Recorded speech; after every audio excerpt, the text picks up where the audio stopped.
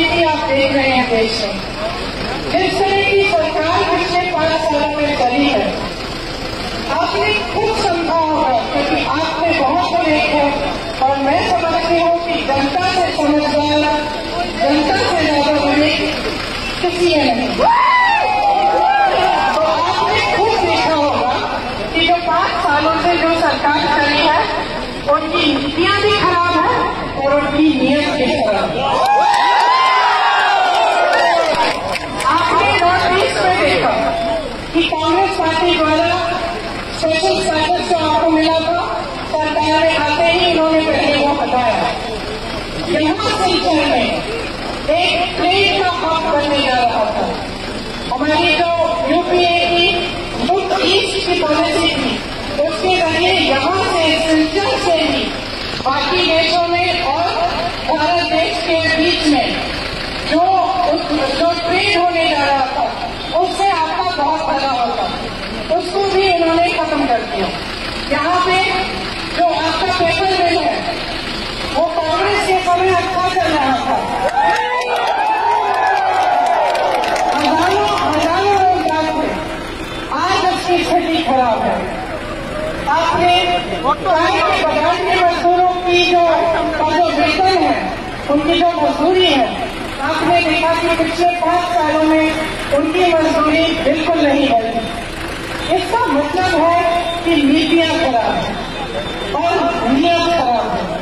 आपके सामने तरह तरह के प्रचार होते हैं और इनका प्रचार इतना अच्छा है, आप टीवी चलाते हैं तो आपको दिखते हैं, आप अखबार खोलते हैं आपको दिखते हैं, आप रेलगाड़ी में टिफिन खोलते हैं, उस टिफिन में भी उनका चेहरा।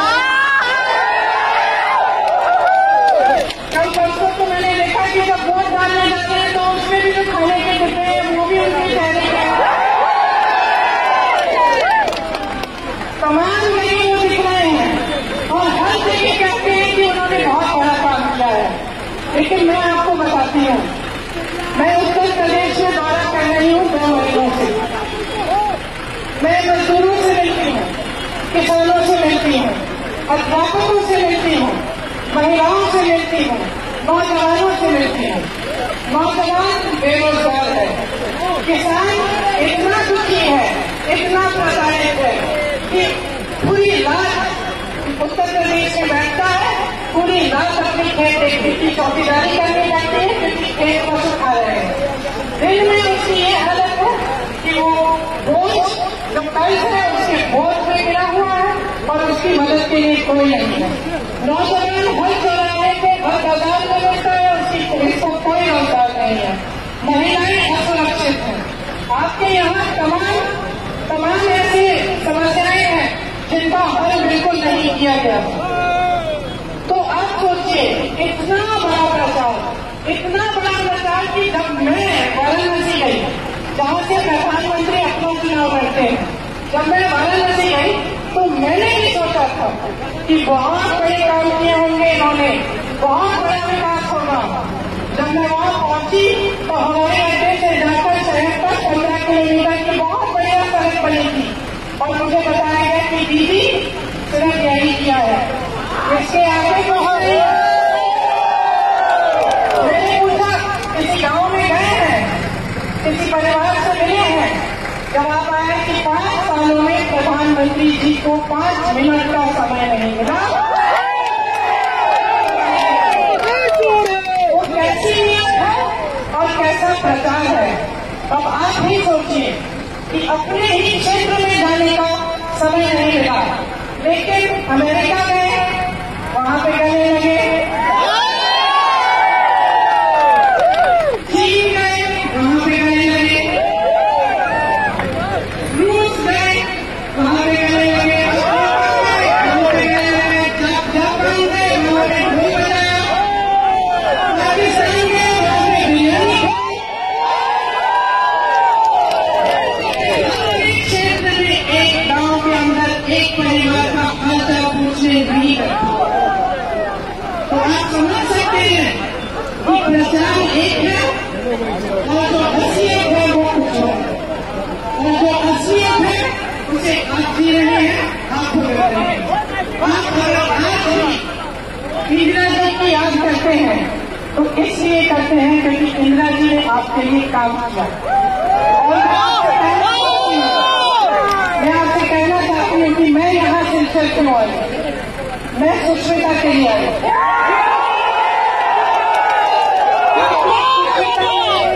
सुष्मिता में वो हिम्मत है जो इंदिरा जी ने,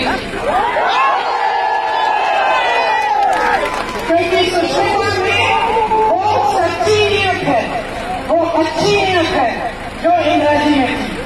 वो आपके लिए दिल से काम करना चाहती है।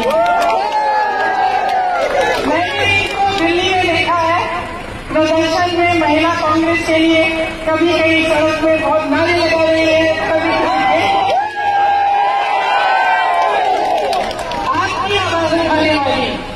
आपकी आवाज बढ़ने वाली सुष्मिता जी है। और राजनीति में अगर आपकी आवाज उठे, अगर आपका प्रतिनिधित्व हो तो इससे बढ़कर आपने ये कुछ लिया। क्योंकि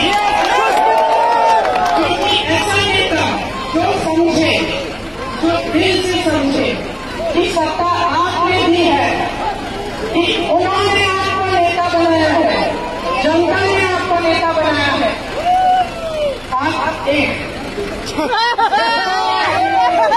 ऐसा नेता जो समझे कि सत्ता आपने दी है, कि जनता ने इनको बनाया है, जिसके मन से ये बात कभी नहीं हटे, जो ये अच्छी तरह समझे कि बनाने वाले आप हैं और आपके प्रति समर्पित हैं, ऐसी नेता सुष्मिता जी है।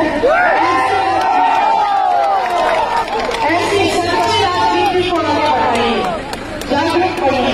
वोट डालने जाएंगे तो मेरी ये बात याद रखिए, नीतियां और नियत दोनों सही होनी चाहिए। और आपको मालूम होगा कि कांग्रेस पार्टी के जो नए घोषणा पत्र में बहुत चीजें ऐसी चीजें लिखी हैं जो आपकी भलाई के लिए हैं। आपको घोषणा पत्र ध्यान से पढ़ना चाहिए, क्योंकि हम समझते हैं कि वोट है, नेता आता है, भाषण देता है और जाके अपना मन बनाते हैं, लेकिन घोषणा पत्र पढ़िए। एक घोषणा पत्र जो भाजपा का है उसमें अलग अलग संस्कृतियों, अलग अलग धर्मों, अलग अलग तरह के रहन सहन के लिए कोई जगह नहीं है, संविधान के लिए कोई आदर नहीं। दूसरी, कांग्रेस पार्टी का जो घोषणा पत्र है दूसरी तरफ, जिसमें एक ऐसी योजना है जिससे हर गरीब परिवार को 72,000 रुपये सालाना मिलने चाहिए,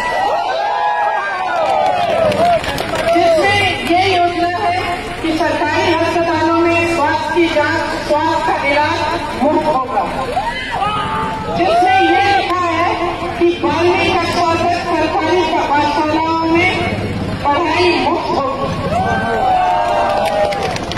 जिसके कण कण में संविधान का आदर है। आज एक महापुरुष का जन्मदिन है, अम्बेडकर जी का जन्मदिन है, जिन्होंने इस देश का नींव इस देश के संविधान के द्वारा डाली।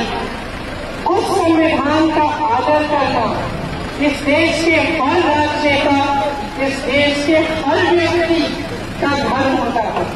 आज आप देख रहे हैं कि उस संविधान का आदर नहीं हो रहा है, उसे नष्ट करने की कोशिश हो रही है। तो आप इन चीजों को अच्छी तरह से समझिए, अपने आप को जागरूक रखिए, जानकारी लीजिए कि कौन सी पार्टी मेरे लिए क्या कर रही है, कौन सा नेता क्या कर रहा है, और जो नेता आपके लिए विश्वसनीयता के तरह काम करे उसी नेता को आगे बढ़ाइए, उसी नेता को जिताइए। आपको बहुत बहुत धन्यवाद कि आपने इतनी देर से इंतजार किया। मैं बिना चर्चा से कर नहीं सकती।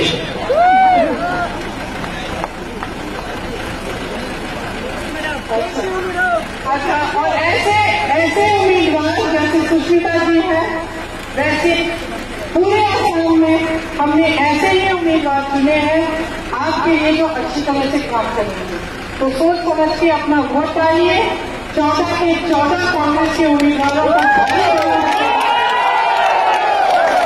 और जो सरकार आपकी आवाज को पूछने नहीं देती है, जो सरकार आपकी समस्याओं को समझने की कोशिश नहीं करती, जो सरकार सिर्फ सत्ता को बटोर के अपने लिए रखना चाहती है। ये नहीं समझती कि सत्ता जनता की है, कि सरकार जनता की होनी चाहिए, कि राजनीति जनता के हित में होनी चाहिए। ऐसी सरकार को हटा दीजिए, उनको हरा दीजिए और एक नई सरकार